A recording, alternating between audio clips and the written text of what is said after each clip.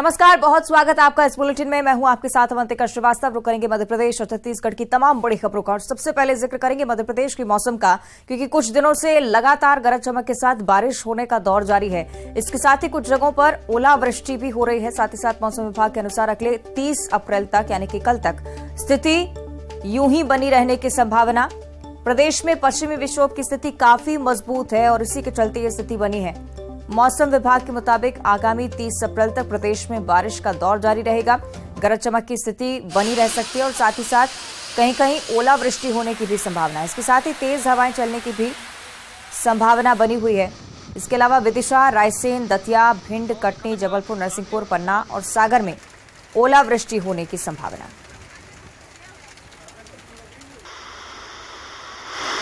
मध्य प्रदेश में मौसम का मिजाज लगातार बदलता हुआ बीते कई दिनों से बारिश का दौर जारी है। आने वाले समय के लिए भी यही संभावना।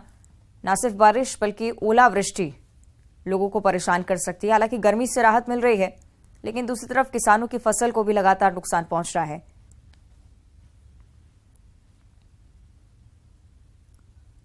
उधर बुरहानपुर जिले में तेज आंधी और ओलावृष्टि से भयंकर तबाही मची हुई है। किसानों की फसल चौपट हो चुकी है, साथ ही जनजीवन भी अस्त व्यस्त है। जिले के धामनगांव, बम्भाडा, फोपनगर, साथ ही साथ फोरसाल, इच्छापुर, कुराडा में आंधी की वजह से पेड़ गिरने की सूचना। किसानों की केला और मक्के की फसल को भी भारी नुकसान पहुंचा।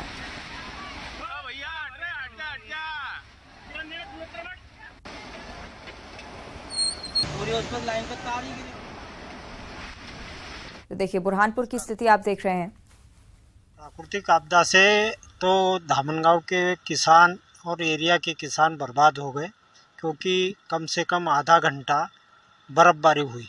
बर्फ़बारी कहा जाएगा उसको, ओलावृष्टि।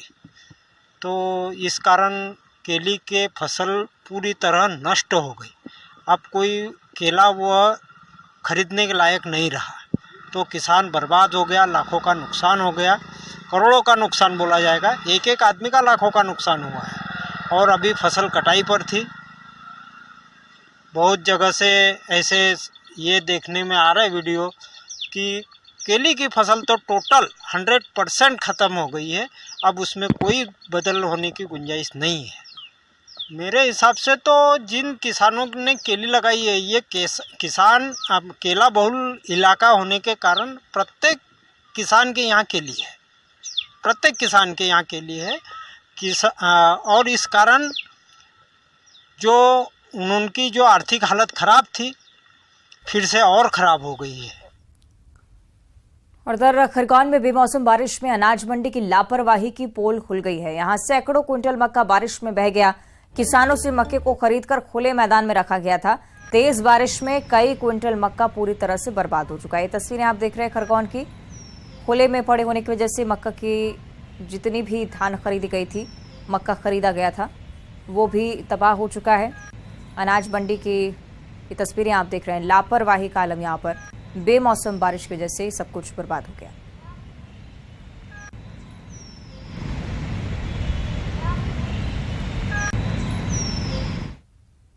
इधर खरगोन में शुक्रवार की देर शाम अचानक बेमौसम बारिश से टेकड़ी मोहल्ला में पुश्तैनी कच्चा मकान ढह गया।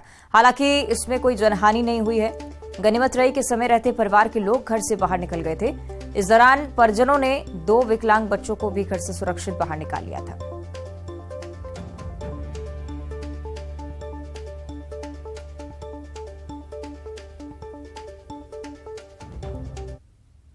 मकान बैठ गया एकदम पूरा, और हम बाल बच्चे अंदर ही से एकदम हाय बाप से हम बचे। हम बाल बच गए। छोटे विकलांग बच्चे भी हैं इसके अंदर, और हम में बीवी भी हैं। कुछ 4-5 बच्चे भी हैं हमारे। आवास योजना में मकान के लिए हाँ करा था आवेदन?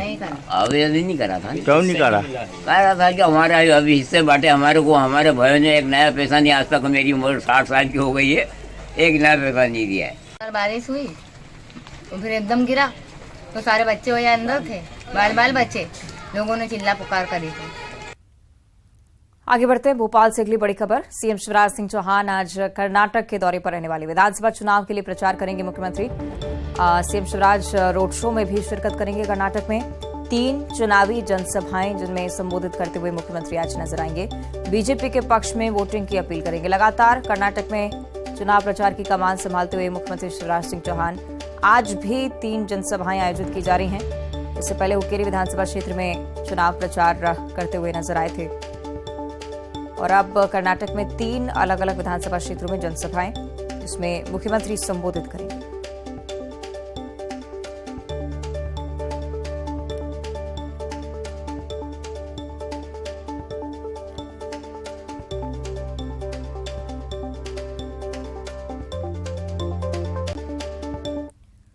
और अब बात करेंगे छत्तीसगढ़ के मुख्यमंत्री भूपेश बघेल की, जो कि आज कई सारे कार्यक्रमों में शिरकत करने वाले हैं। रायपुर में द प्रोग्रेस ग्लोबल अवार्ड्स में शामिल होंगे मुख्यमंत्री। आरंग में चंद्रनाहु कुर्मी क्षत्रिय समाज के कार्यक्रम में भी शिरकत करने वाले हैं। ये 2 मुख्य कार्यक्रम सीएम भूपेश बघेल के, जिसमें मुख्यमंत्री की मौजूदगी रहेगी। रायपुर में द प्रोग्रेस ग्लोबल अवार्ड्स में शामिल होंगे मुख्यमंत्री। आरंग में चंद्रनाहु कुर्मी क्षत्रिय समाज के कार्यक्रम में भी शिरकत करेंगे।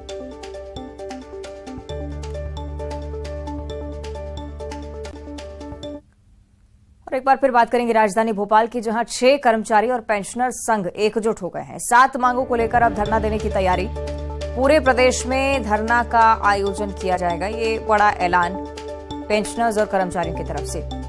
6 कर्मचारी और पेंशनर्स संघ एक साथ 7 प्रमुख मांगे, जिसे लेकर धरना प्रदर्शन करने की तैयारी की जा रही है। पूरे ही प्रदेश में इसका व्यापक असर होगा, ये ऐलान भी हो चुका है।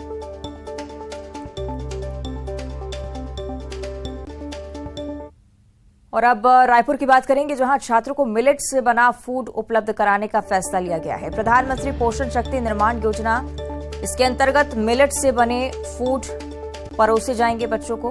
12 जिलों के छात्रों को मिलेट से बना फूड उपलब्ध कराने का फैसला किया गया है। मिलेट फूड को स्कूल स्तर पर बनाने के निर्देश दिए गए हैं। बाजार में उपलब्ध रेडीमेड खाद्य सामानों की खरीदी पर रोक है। जिला शिक्षा अधिकारियों को इसके लिए निर्देश दिए जा चुके हैं। मिलेट चिक्की की खरीदी पर भी रोक लगाने के निर्देश दिए हैं। खरीदी आदेश को तुरंत निरस्त करने का निर्देश भी। आदेशों की अवहेलना करने पर कार्रवाई होगी।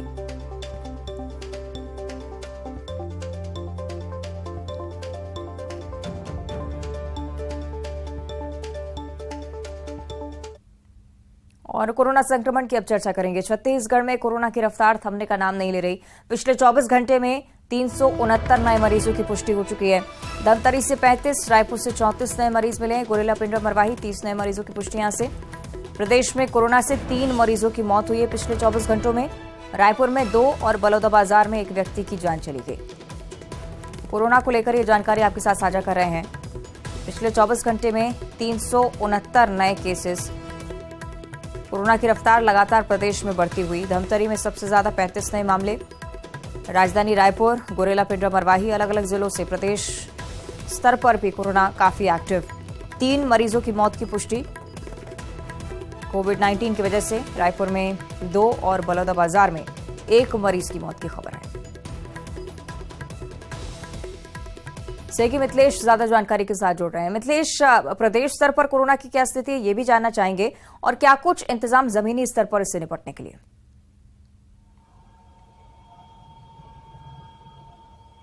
देखिए, निश्चित रूप से अभी लगातार जो है कोरोना का संक्रमण बढ़ता जा रहा है। रोज जो आंकड़े आ रहे हैं वो थोड़े से डराने वाले आ रहे हैं, क्योंकि रोज एक आंकड़े आते हैं ऐसे जो पिछले आंकड़ों को पार करते हुए नजर आ रहे हैं। जिस तरह से धमतरी की बात किया जाए, रायपुर की बात किया जाए, बलौदाबाजार की बात किया जाए, देखा जा रहा है कि 30 से ऊपर का यह आंकड़ा आ रहा है। तो निस्संदेह कहीं ना कहीं हमको सतर्क करने वाली ये आंकड़े सामने आ रहे हैं। अभी फिलहाल जो प्रशासन की ओर से जो गाइडलाइन जारी होना चाहिए या फिर कुछ सतर्कता के कोई घोषणा करना चाहिए, ऐसा कुछ भी नजर नहीं आ रहा है और लोग भी लापरवाह नजर आ रहे हैं। जिस जगह भी जाए, चाहे मार्केट की बात किया जाए, सार्वजनिक स्थलों की बात किया जाए, लोग बेपरवाह नजर आ रहे हैं। और यही वजह है कि अब कोरोना का संक्रमण जो है वो लगातार बढ़ता जा रहा है। तो ऐसे में लोगों को जागरूक भी होना पड़ेगा, प्रशासन को पहल करना होगा, ताकि जिस तरह से कोरोना का संक्रमण जो बढ़ रहा है उसको रोका जा सके। पिछले बार हमने देखा था कि किस तरह से कोरोना का संक्रमण बढ़ा था। जब उसको रोक पाने में प्रशासन को काफ़ी मुश्किलों का सामना करना पड़ा था।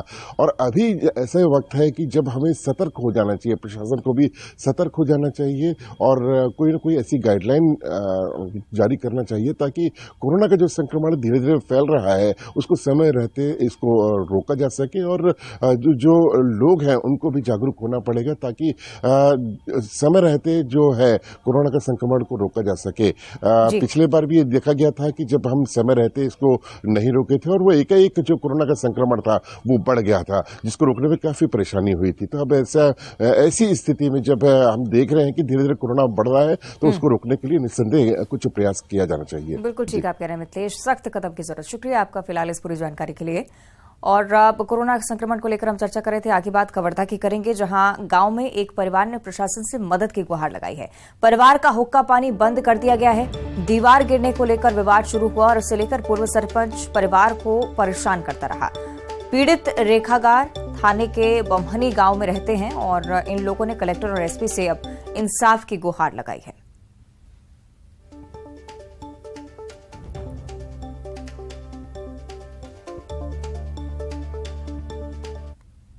मेरे ऊपर बगैर ज़बरदस्ती इल्ज़ाम लगा रहे हैं सर।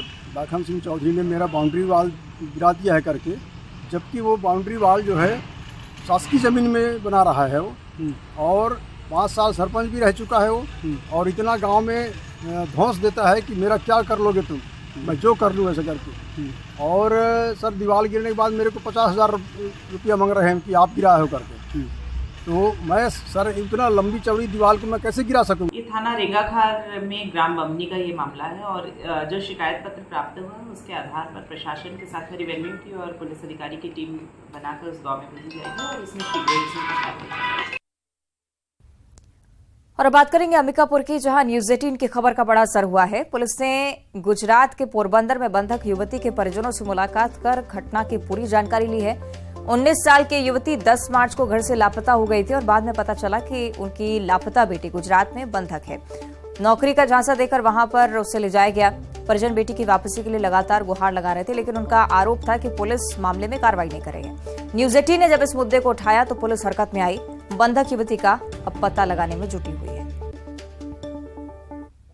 गांधीनगर अंतर्गत प्रार्थिया जो है वो आई थी और उन्होंने शिकायत दर्ज कराई कि उनकी जो बिटिया है जो 20 साल की है वो 10 मार्च को से घर में एग्ज़ाम देने के नाम से निकली थी, लेकिन उसके बाद वो वापस नहीं आई। और 13 तारीख को आकर हम गुमशुदगी की रिपोर्ट दर्ज कराई है। उसके बाद इसमें गुमशुदगी की रिपोर्ट थाना गांधीनगर में दर्ज किया गया है और उसमें पता तलाश की जा रही है। वर्तमान में कुछ नंबर्स मिले थे, पहले तो वो नंबर बंद थे, अभी कुछ साइबर सेल की मदद से हमने कुछ जानकारियाँ प्राप्त की है, उसके अनुरूप इसमें विवेचना की जा रही है और जल्द ही हम उसे पकड़ने में सफलता प्राप्त। आगे बढ़ते हैं मुरैना से अगली बड़ी खबर, जहां आगरा मुंबई हाईवे पर खड़ी कार में अचानक से भीषण आग लग गई। कार में सवार लोगों ने कूदकर जैसे तैसे अपनी जान बचाई। अज्ञात कारणों के चलते आग लगी है। अभी तक खुलासा नहीं किया कारण रहा, लेकिन फायर ब्रिगेड ने आग पर काबू पा लिया।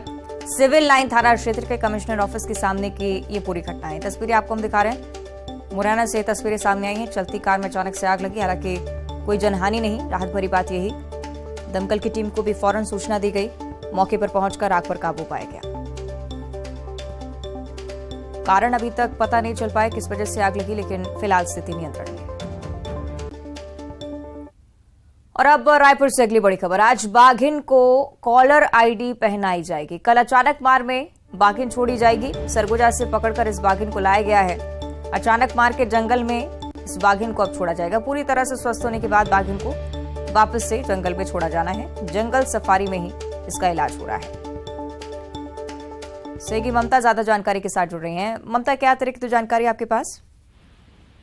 बिल्कुल, देखिए ये वही बाघिन है जो पिछले दिनों जो है वो सूरजपुर के जंगल में 2 लोगों की मौत हो गई थी और उसके बाद इसे पकड़ा गया था। उसके बाद इसका लगातार वन विभाग से जो है वो इलाज कराया जा रहा था। जंगल सफारी में रखा गया और उसे फिर से जंगल में छोड़ने की तैयारी की गई है। पिछले 3-4 दिन से मुख्यालय रायपुर में इस पर चर्चा चल रही थी।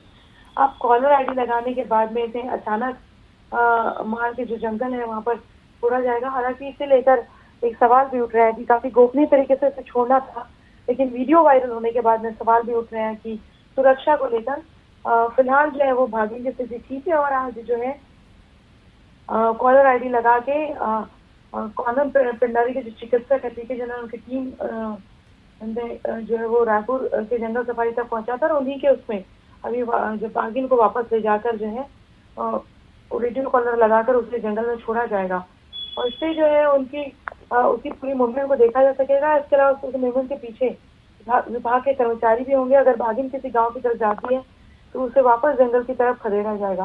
तो ये पूरा जो प्रोसेस है वो किया जाएगा। जी निश्चित ममता, आप बता रहे हैं कि सब गोपनीय तरीके से होना था, लेकिन वीडियो लगातार इसे लेकर वायरल हो रहा था।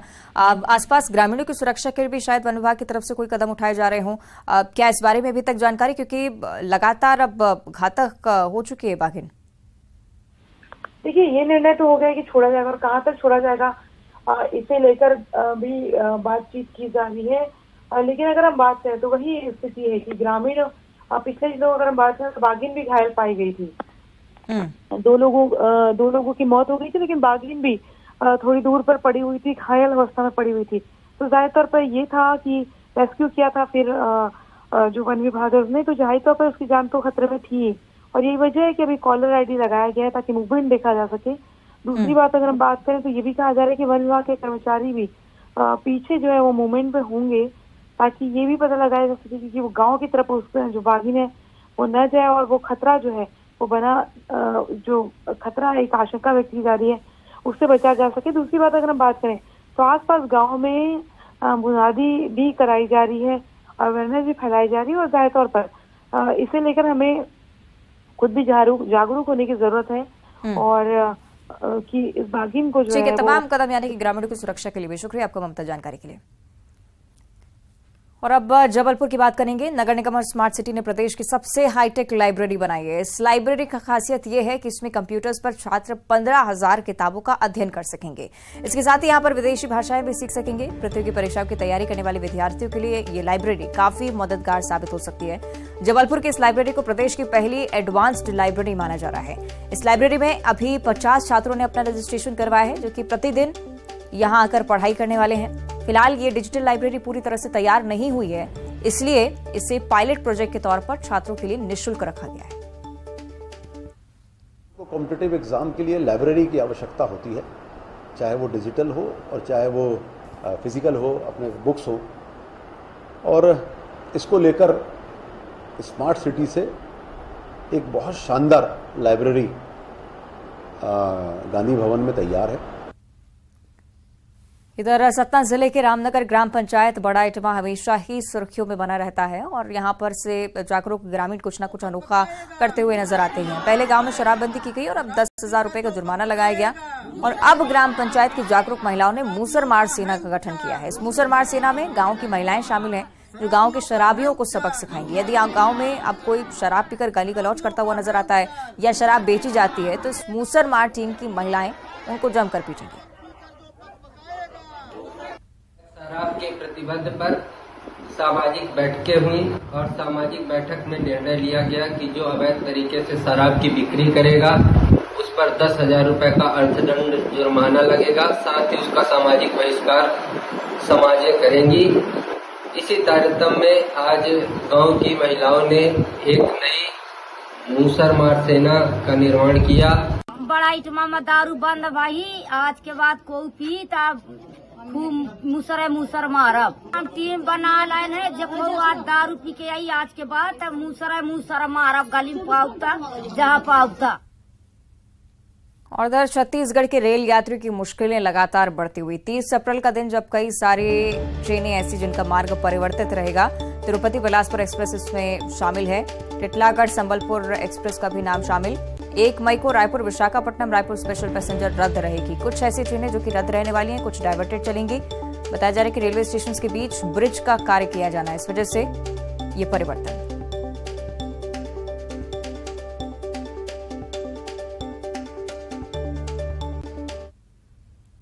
और अब देखिए 25 सेकंड में खबर। देश में रेडियो कनेक्टिविटी का विस्तार। पीएम मोदी ने 91 FM रेडियो स्टेशंस का किया वर्चुअली उद्घाटन। 18 राज्यों और 2 केंद्र शासित प्रदेशों को सौगात। राम मंदिर निर्माण से जुड़ी बड़ी खुशखबरी। 22 जनवरी 2024 को गर्भगृह में होगी रामलला की प्राण प्रतिष्ठा। मंदिर में होगा सोने का आसन और दरवाजा। कांग्रेस नेता राहुल गांधी ने बेल्लारी में किया रोड शो। कांग्रेस के पक्ष में वोट करने की अपील। कर्नाटक के हावेरी में केंद्रीय गृह मंत्री अमित शाह ने कांग्रेस और टीएस पर साधा निशाना। कहा, कांग्रेस की बी टीम है टीएस। बोले, डबल इंजन और रिवर्स गियर की सरकार के बीच चुनाव। जम्मू कश्मीर डीजीपी दिलबाग सिंह ने की सुरक्षा व्यवस्था की समीक्षा। बोले, पुंछ हमला मामले में 200 लोगों से हो रही है पूछताछ। सुरक्षा बलों के 5 जवान हुए थे शहीद। पश्चिम बंगाल में नाबालिग की हत्या के विरोध में बीजेपी ने किया बंद का ऐलान। कूच बिहार में सड़कों पर उतरे कार्यकर्ता। पुलिस ने कई लोगों को लिया हिरासत में। उमेश पाल हत्याकांड मामले में फरार शाइस्ता की तलाश में लखनऊ से दिल्ली तक छापेमारी। दिल्ली में वकील से संपर्क की मिली जानकारी। भोपाल के योग केंद्र ईदगाह हिल्स पहुंचे सीएम। लाडली बहनों से किया संवाद। हितग्राहियों से योजनाओं का भरवाया फॉर्म। 91 एफएम रेडियो स्टेशन के पीएम की सौगात पर वीडी शर्मा का बयान। मेरे संसदीय क्षेत्र पन्ना और कटनी को 2 एफएम देने के लिए पीएम का अभिनंदन। बीजेपी विधायक रामेश्वर शर्मा ने तेज प्रताप यादव के बयान पर किया पलटवार। साधु संतों पर नहीं किया जा सकता पहरा। बिहार की जनता बाबा बागेश्वर को सुनना चाहती है। बागेश्वर सरकार को लेकर तेज प्रताप के बयान पर पूर्व मंत्री पीसी शर्मा का पलटवार। कहा, साधु संतों को हिंदू मुस्लिम में बांटना ठीक नहीं। राजनीतिक फायदे के लिए आ रहे इस तरीके के बयान। रतलाम में कार्यकर्ताओं को एकजुट करने में जुटे दिग्विजय सिंह। मंडलम और सेक्टर कार्यकर्ताओं के लिए रही बैठक। कार्यकर्ताओं से भी कर रहे बात। और बुलेटिन में इतना ही। देखते रहिए न्यूज़ 18।